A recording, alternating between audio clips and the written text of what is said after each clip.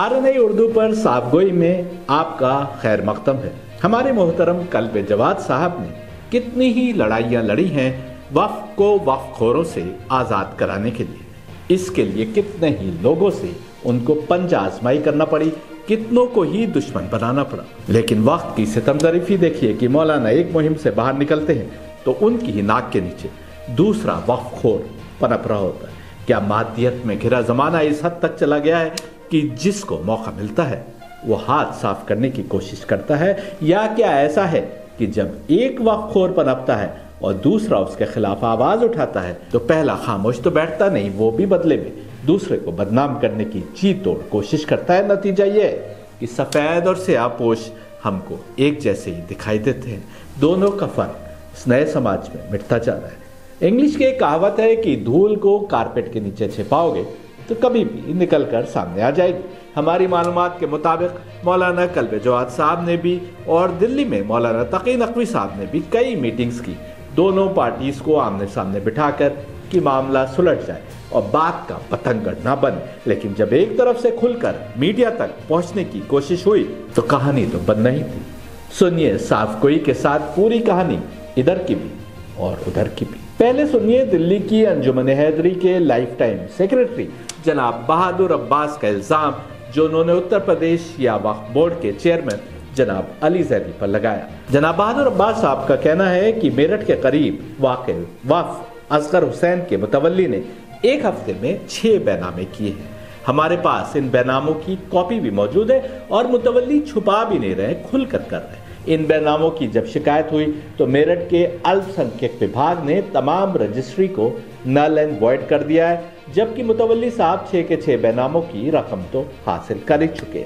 जनाब बहादुर अब्बास का कहना है कि वक्फ एक्ट में कोई प्रोविजन नहीं है कि वक्फ जमीन को बेचा जा सके। शिया वक्फ बोर्ड के चेयरमैन पर इल्जाम लगाते हुए उनका कहना है कि उन्होंने एक लेटर के जरिए कहा है कि वक्फ की जमीन बेच दी जाए, जो कि एक्ट के मुताबिक नहीं है बल्कि उसके अपोजिट है। यहाँ बता दें कि वसीम रिजवी ने 2008 में एक आदेश जारी किया जिसमें कहा था कि जमीन को बेच दिया जाए। उसके बाद 2017 में जिया अब्बास ने उस आदेश के रेफरेंस से 4000 मीटर का बैनामा किया था, जिस पर बहादुर अब्बास नकवी साहब के मुताबिक मोहतरम जनाब कल्बे जवाद साहब ने योगी आदित्यनाथ जी को एक लेटर लिखा, जिसके बाद चीफ मिनिस्टर ने जांच के आदेश दिए थे और सब रजिस्ट्रार समेत वसीम रिजवी, जिया अब्बास सबके खिलाफ FIR हो गई थी। लेकिन वसीम रिजवी के लेटर में सिर्फ ये नहीं था कि वक्फ की जमीन को बेच दिया जाए, बल्कि ये कि इसको बेचकर दूसरी जमीन खरीद कर वक्फ में दाखिल कर दी जाए। इस वाक़े के बाद 5-6 साल तक कुछ नहीं हुआ। 2022 में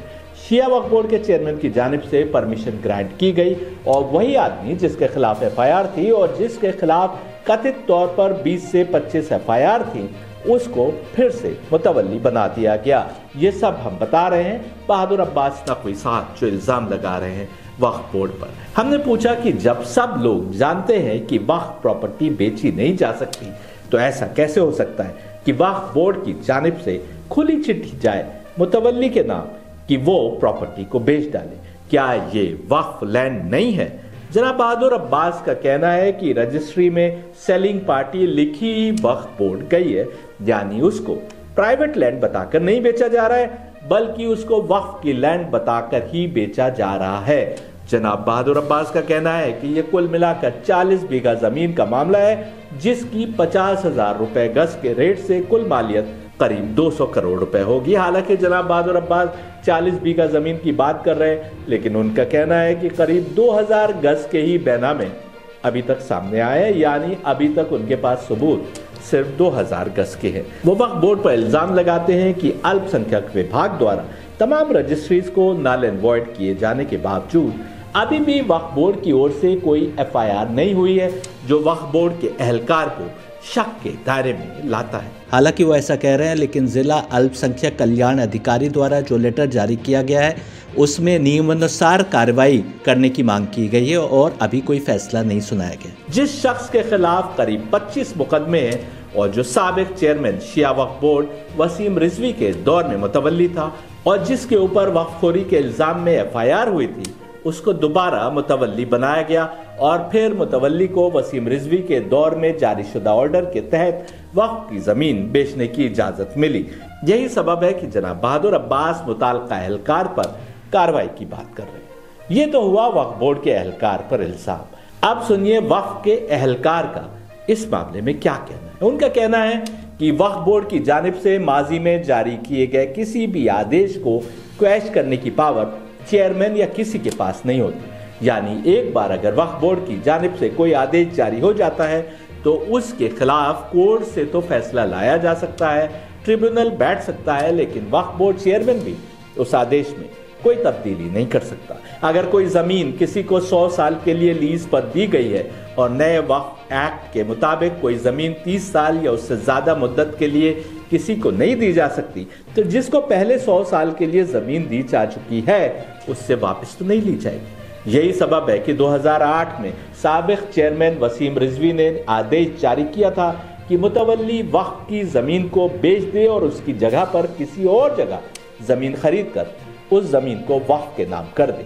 वसीम रिजवी के वक्फ चेयरमैन होते हुए ये ऑर्डर एक के बाद एक 2 बार पास हुआ और मुतवल्ली ने उस जमीन को बेचने की कोशिश भी की, लेकिन बहादुर अब्बास नकवी के मुताबिक मोहतरम जनाब कल्बे जवाद साहब ने इस मामले में सीएम योगी आदित्यनाथ से शिकायत की, जिसके नतीजे में सीएम ने इंक्वायरी बिठाई और जमीन को बेचने की कोशिश भी नाकाम हो गई और मुतवल्ली के खिलाफ एफआईआर भी हो गई।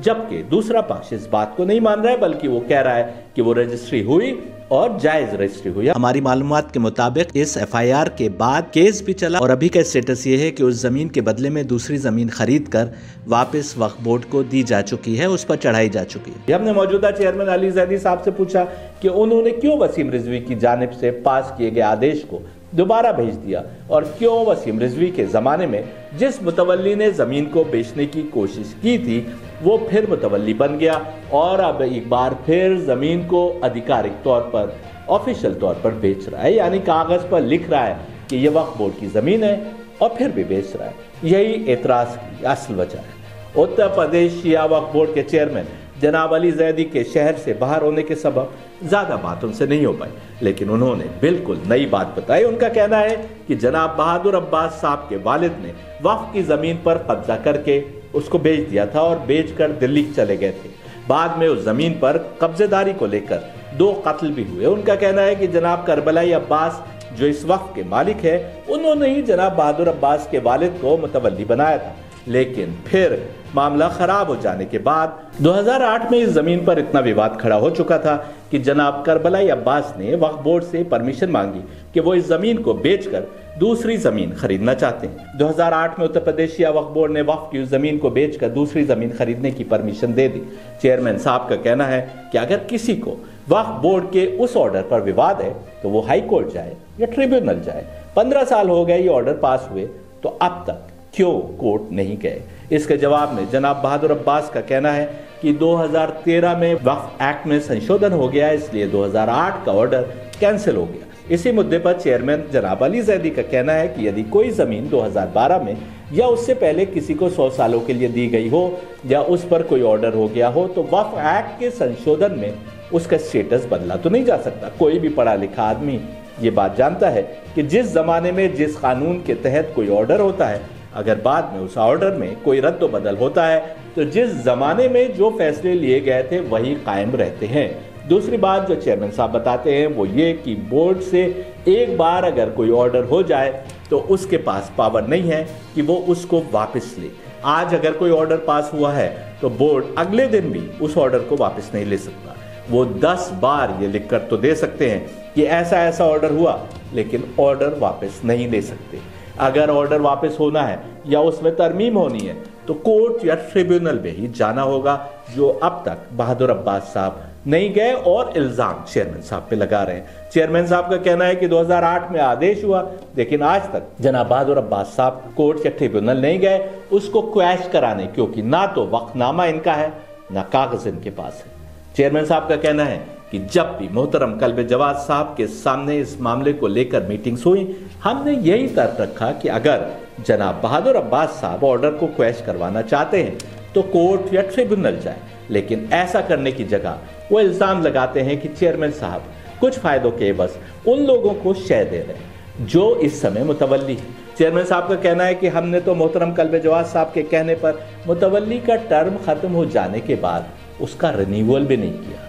चेयरमैन साहब का कहना है कि एक वक्त बहादुर अब्बास साहब ने यह भी कहा था कि ये जमीन वक्फ की नहीं है और इस सिलसिले में पिटीशन भी दिया था। इस पिटीशन की कॉपी भी RNI उर्दू के पास यानी हमारे पास मौजूद है।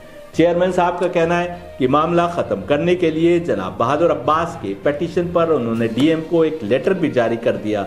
आपकी जानकारी के लिए हम इसकी भी कॉपी लगा रहे हैं। उनका कहना है कि जब बहादुर अब्बास साहब DM के पास गए तो उन्होंने ये कहते हुए इनको लौटा दिया कि कभी तुम कहते हो कि वक्फ की ज़मीन है और ये लोग बेच रहे हैं और कभी कहते हो कि ज़मीन वक्फ की नहीं है और तुम्हारे ही वालिद ये ज़मीन बेचकर विवाद पैदा करके गए। अगर ये ज़मीनें किसी की ज़ाती हैं तो बहादुर अब्बास साहब जाकर उस पर सिविल सूट फाइल करें और अगर वक्फ की ज़मीन है तो बहादुर अब्बास साहब वक्फनामा सामने लाए ताकि जायज़ हकदार को मुतवल्ली बनाया जा सके।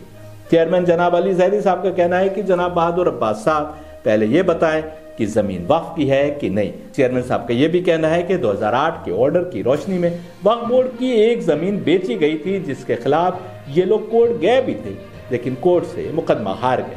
हाई कोर्ट ने उस रजिस्ट्री को वैलिड कर दिया और उसके ऊपर सेक्शन 1252 की जो कार्रवाई बोर्ड ने की थी उसको स्टे कर दिया, क्वैश कर दिया। चेयरमैन का कहना है कि जिस जमीन पर 1252 की कार्रवाई हाई कोर्ट कर चुका है उसको हमको मानना होगा क्योंकि किसी भी सक्षम न्यायालय से वो ऑर्डर ना तो आज तक कंटेस्ट हुआ और ना उस पर स्टे हुआ।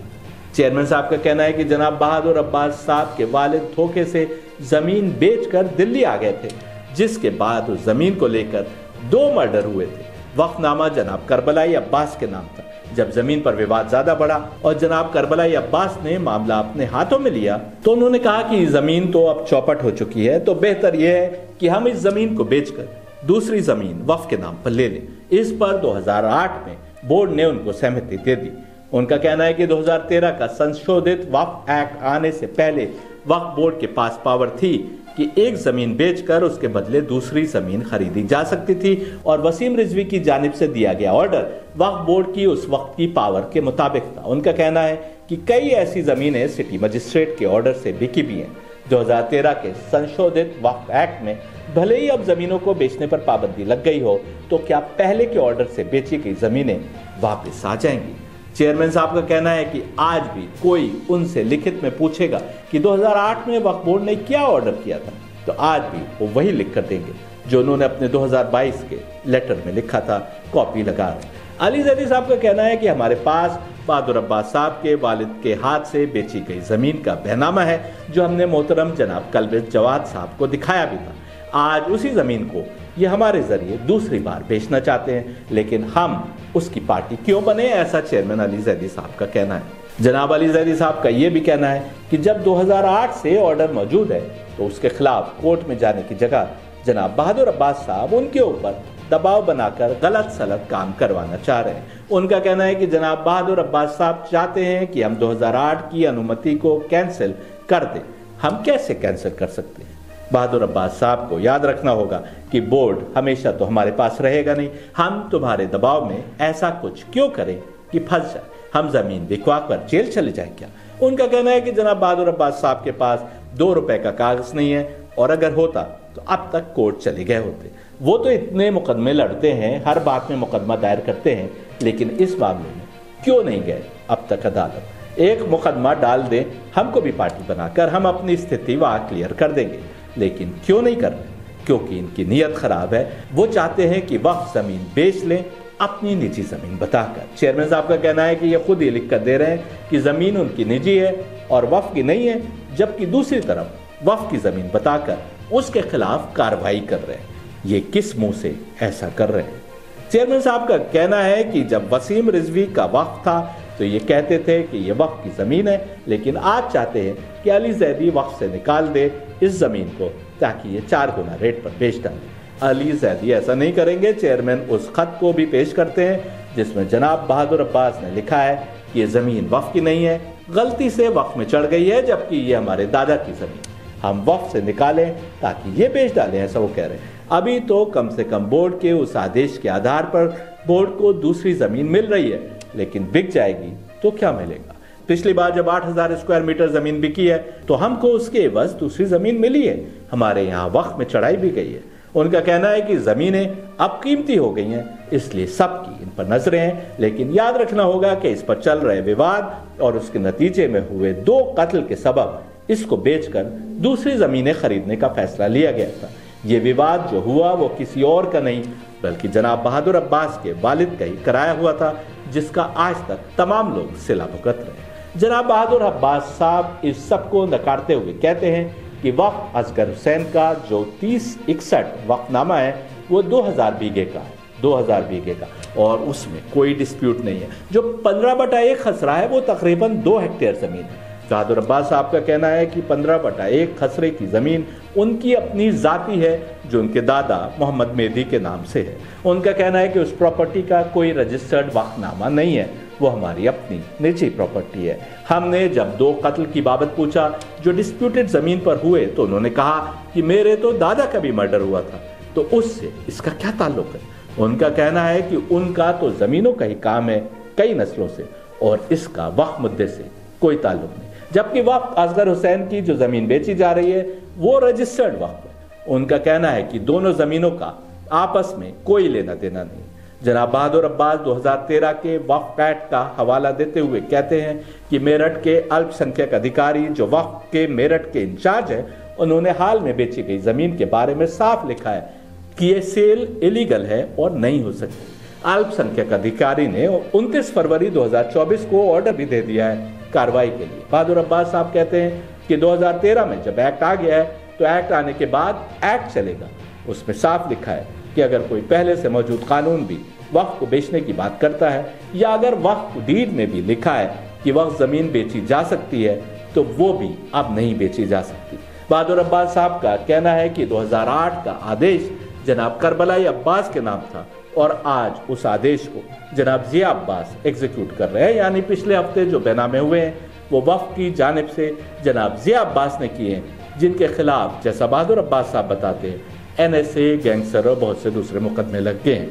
ऐसे आदमी को मुतवल्ली क्यों बनाया गया, उनका पूछना है। इन बैनामों के भी काफी हम लगा रहे हैं। बहादुर अब्बास साहब का कहना है कि चेयरमैन साहब वक्फ एक्ट के मुताबिक फैसला नहीं कर रहे और 2008 का ऑर्डर वक्फ एक्ट आने के बाद निरस्त हो चुका है।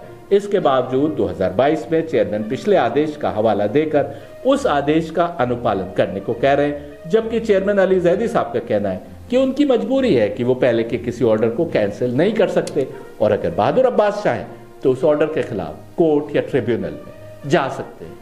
कोर्ट क्यों नहीं गए, इस सवाल पर बहादुर अब्बास साहब का कहना है कि 2017 में जब जमीन बिकी थी तो मैंने ही उस पर FIR कराई थी। उनका कहना है कि मैं आज तक 3 बार उस जमीन पर दाखिल खारिज रद्द करा चुका हूँ। मजीद सवाल जवाब के लिए उत्तर प्रदेश शिया वक्फ बोर्ड के चेयरमैन अली जैदी साहब शहर में मौजूद नहीं है, इसलिए उनकी वापसी पर इस मौजू पर उनकी राय जानने के लिए हम फिर हाजिर हो।